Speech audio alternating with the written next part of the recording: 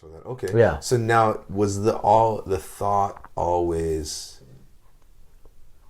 to get into coaching?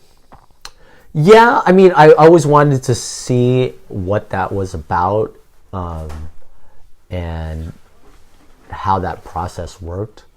I've always enjoyed being part of a team, and I didn't have any coaching mentors growing up, but I know that before I came up to San Jose State, I read a book on John Wooden, and I thought, wow, that's something I want to do, and always loved basketball and took some of his teachings and philosophies and tried to apply it in my coaching. But there was a book called Coaching Basketball Successfully, and the person who wrote it was Morgan Wooten, who coached at a high school back east and was very successful. And so that kind of like got me going as, okay, I think I could do this for basketball. Right? And that gave me the confidence to maybe give this a try. And also use my playing experience to share that with young people. So would you consider yourself primarily a teacher or a coach? And is there a difference? I think more of a teacher, because I really enjoy the process, but also the progression of taking someone who's new to a sport and seeing how they develop, but also taking someone who's already familiar with the sport and trying to add to their knowledge. Right. Well, for you, what's the difference between a teacher and a coach? That's a good question. I think they go hand in hand. Because as a teacher, you can wear many different hats. You're a teacher. You can counsel kids. You can be a psychologist and just trying to figure out what their mindset is from day to day, especially in middle school. Some days things are going great for them, but just simply the next period for that class, something happens, it ruins their day.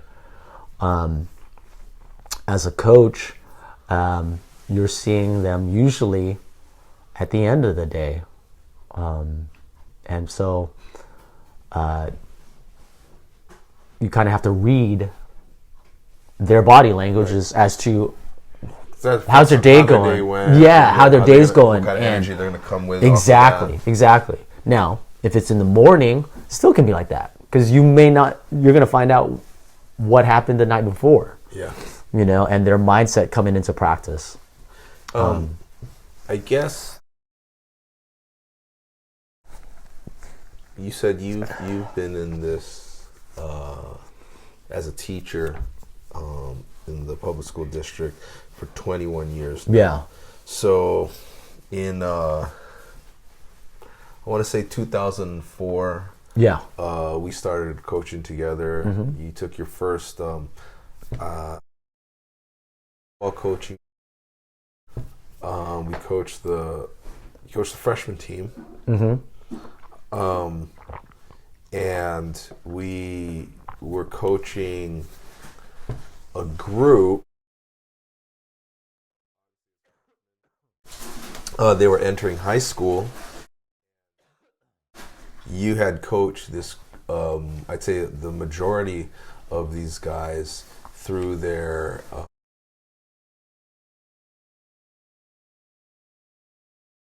middle school experience as basketball players. Yeah. Right. So you already had who these guys were, and what was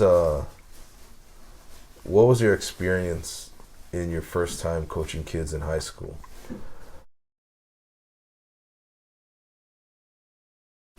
I was excited because, like you said, I was familiar with these guys already, so they understood my expectations. Had a relationship with them already. So that helped in the process of just figuring out how this was going to work. Being able to practice a little bit longer in middle school. Yeah, I think we only practiced like an hour and 15 minutes. And then more days. More days. And we pretty much practiced every day. Yeah. And then or had a game. Exactly. And so is that the biggest shift in like teaching and coaching a team, where like now I have these guys for longer and more times and more games? Yeah. That was definitely something I got to get used to, but at the same time, it was great. Yeah. Right? Being able to develop more time to work on the reps. That was really helpful, and allowing us to get those game type situations in practice was very helpful. And knowing that the season was longer too. Right. I think that was like you have your, it's kind of like you have games, tournament, and then you're really preparing for your league. Yeah. And that's where you get the, because in middle school we only played like 8-10 games in right. Freshman year, like not much more, maybe 14-20 games, but not that much more. Right. But it was just, we got to practice more. Yeah. You know, and we in middle school sometimes you had to share the courts with another team. Oh yeah. Here, yeah, you have your own practice. You had your own practice. Yeah, you have your own. You know,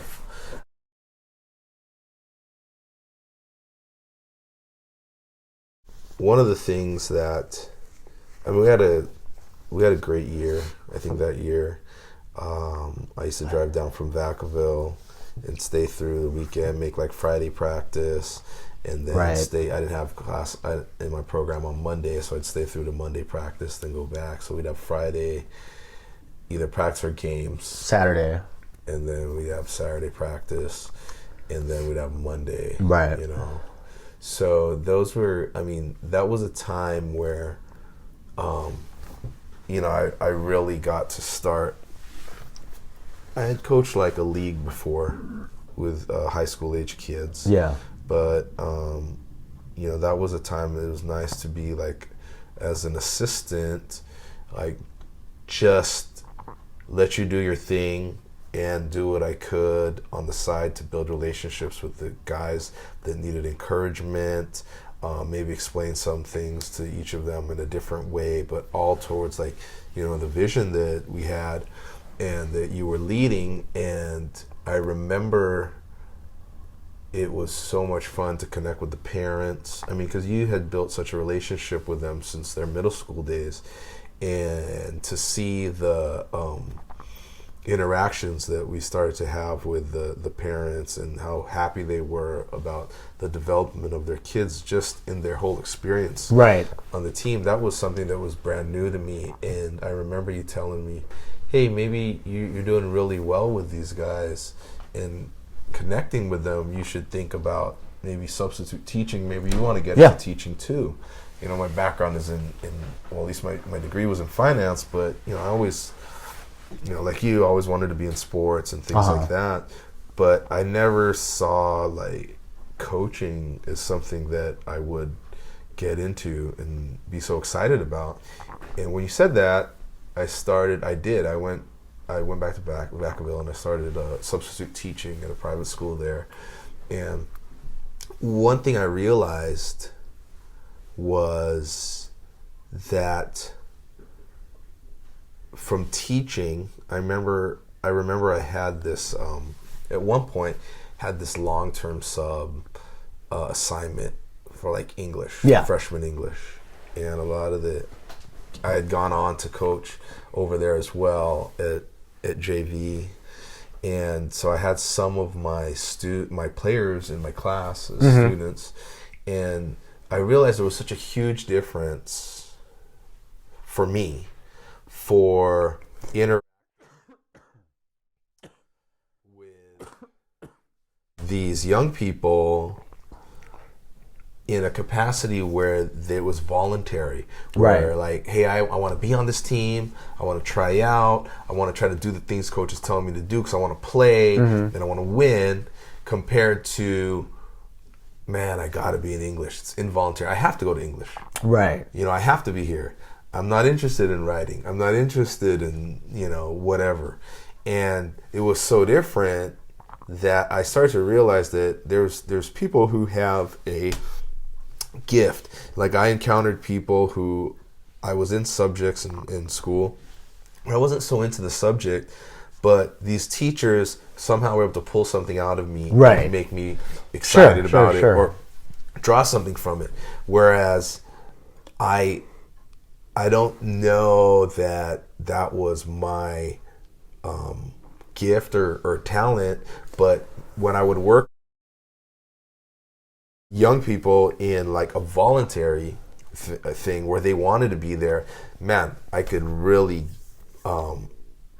make real relationships and like really excel at that, you know. So that's where I kind of figured out, well, that's the relational aspect of coaching was more up my alley rather than, and it didn't have to be about the sport, but it was just the attitude of why they were there, and you know, there were that's what I really seemed to identify. And then once I was able to identify that, then I started choosing assignments that where I would encounter more voluntary, you know, participation, or just, you know, the young people wanted to be there. And so that was something that, you know, like what we've created now with the foundation.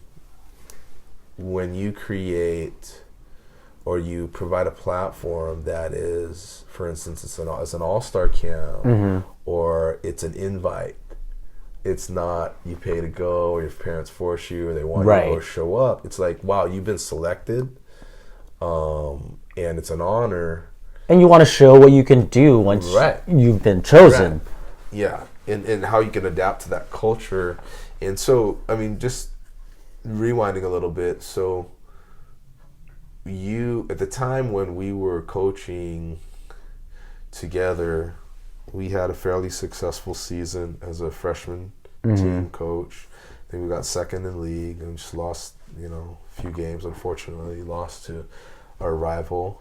But the following year, based on that success, we moved up to junior varsity. Right. And where we had a very successful season. You know, we won the league. Yeah. Beat our rival 2 out of 3 times. Yep. Once in a tournament. Exactly. At home. And then they cheated us at their place. And then I moved on to coach my own as a head coach at the school where I was teaching at.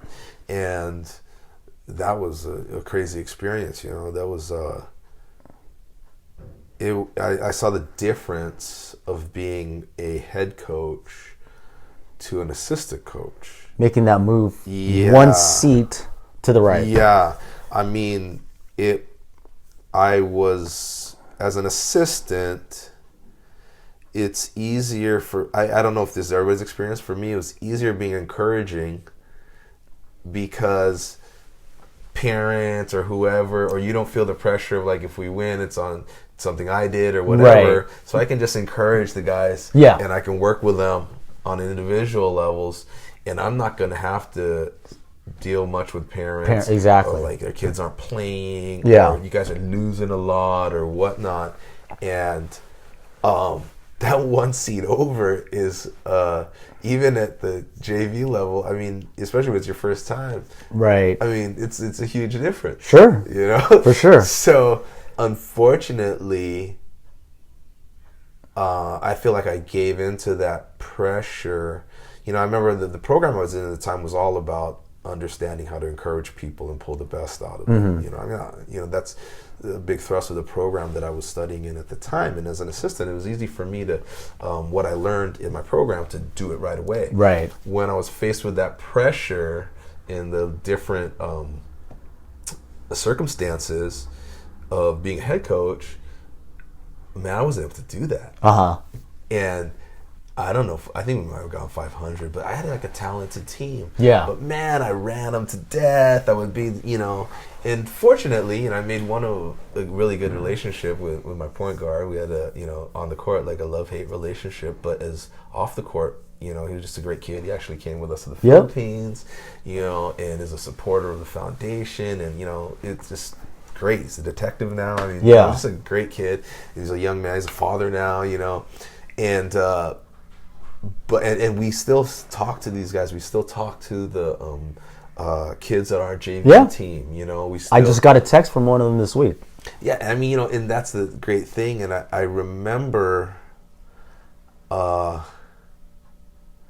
we went to dinner one time, you and I, with one of the parents and one of the kids, and two of the kids from our first team, where we coached them in freshman year and junior varsity, but you also coached them through their middle school.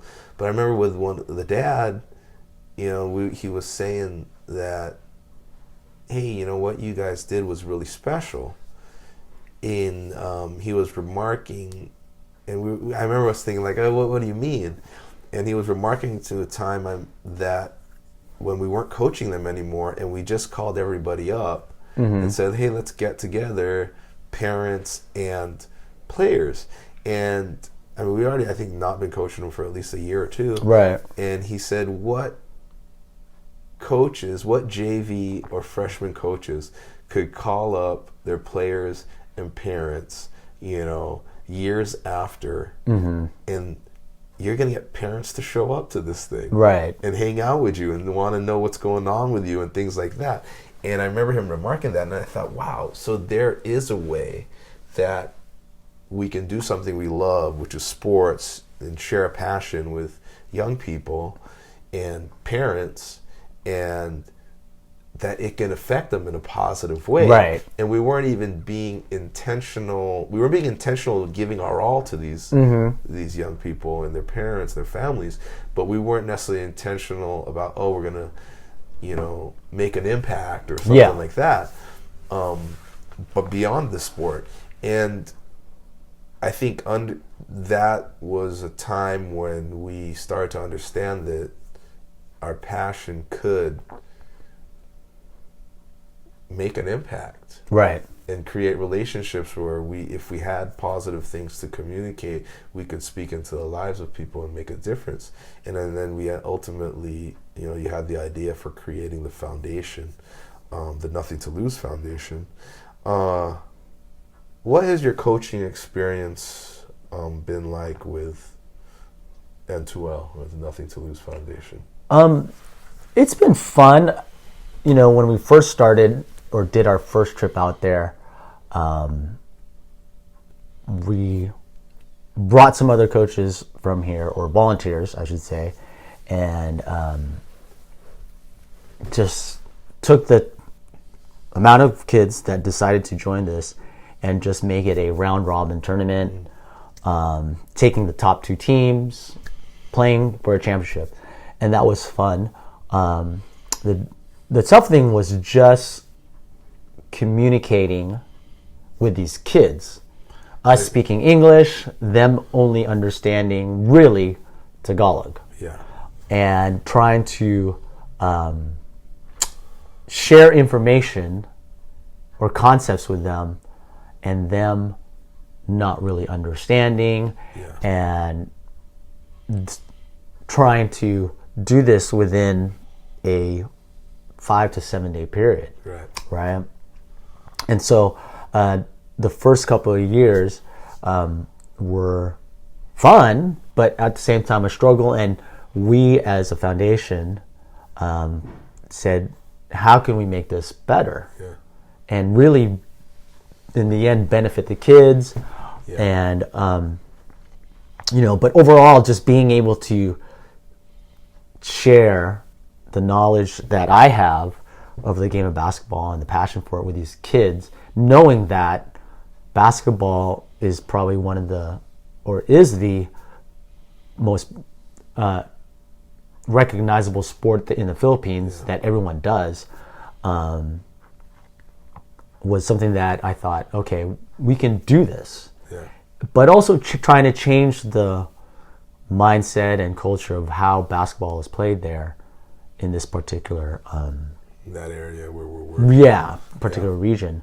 And so, to now to look back on where we are now and still have a lot to work on, I think we've made some progress. Our ultimate goal is not to change the culture of basketball there, but just to introduce something a little bit different on how we have learned to coach basketball. And,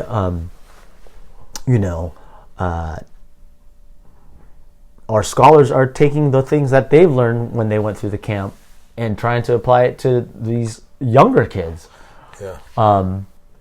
I think that what we went out there to do originally was go to the Philippines, where your family's from, and Romblon, and because that's the only place we really knew you had somewhat of relationships, right? An opportunity, and just share our passion. We didn't know what it would evolve into, and what the real power of the platform was to help create leaders and mentor young people, help them go to college, help them, dream, achieve their dreams and things like that. And those, we didn't know that it was going to end up into that. And I feel like the journey has helped us create a great balance of caring about the sport and how it's taught, trained, coached, and being a resource for that, whoever wants to, and also creating a platform to not only honor young people, boys and girls who have a passion for sports, who excel, but to give those same kids an opportunity to be, helped financially, but really be exposed to a lot of different ways of thinking that they can be educated on, or educate themselves by having exposed to different mentors, to different types of people, whether that's people from different places, different countries, different places from where they live in the Philippines, to people who are not just teachers but doctors, dentists,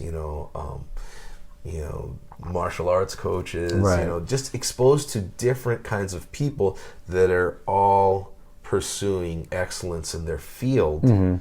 Allows them a chance to interact and build relationships with people that they can lean on or access for knowledge of their experiences, and so to help build them and put them forward. So I think that we didn't know that that's what we were going to create, but yet you're really just actually through coaching creating more opportunities for other coaches to coach these young people and adults, frankly, in different ways. And it's turned out, we'd obviously like more local participation from the adults there. Sure. We have a few, but you know, it is something that's obviously will continue to take time. Yeah. But when we can get more support from them in terms of their participation, I think that is where we want to get to, because they're there on a day-to-day basis. Well, I think we've always looked to try to share this platform with local other coaches and teachers and things like that. But what excites me really is there will always be the people who the few that continue to remain consistent and partner with us over there, especially in Romblon. And that, I think, and it also will grow. But what really excites me is we're growing our own coaches. So nowadays we've got, after doing it for 13 years, like for instance, we've got our own scholars coming back to mentor, our old ex-scholars or previous scholars who have already gone through the scholarship program, now working, now succeeding, coming back to mentor and share their stories with current scholars. Right. We've got current scholars who, like yourself, are education majors who want to become teachers in all different kinds of subjects, where they can take those same values that they've learned, you know, for demonstrating passion, for challenging fear, for pursuing growth and risking excellence, to take those values and bring them into the classroom, bring them into coaching. Yeah. You know, we have, I think, 5 young people who are in college right now who want to be physical education teachers, who want to become coaches. And so now, while we're working with local coaches, now we're able to also raise our own coaches and promote and support the next generation of coaches. So I think that's really the exciting thing to me. Obviously, I love meeting new people over there and partnering, but I also am really even more excited about growing these coaches in, you know, both men and women. Now we've got, you know, varsity athletes playing in colleges, and so now they can come back and then share with the current scholars and players what it's like. Right. The difference of playing, you know, in a less organized system to a system that's more organized, more intentional, higher stakes. Yeah. You know, and that's something that is new for us, and we haven't had that before, and now it's coming back. I mean, you know, having our own scholars run the camps is giving them their own kind of on-the-job training to do that someday somewhere else, whether in other parts of the Philippines, across the world, or things like that. And the fact that we're also teaching them to coach or teach, but to do it also as a service. Right. You know, as that thing that you love to do, I can do that as service to my community. Giving back. You know, giving back, you know. So I like that, and that's really what excites me about coaching.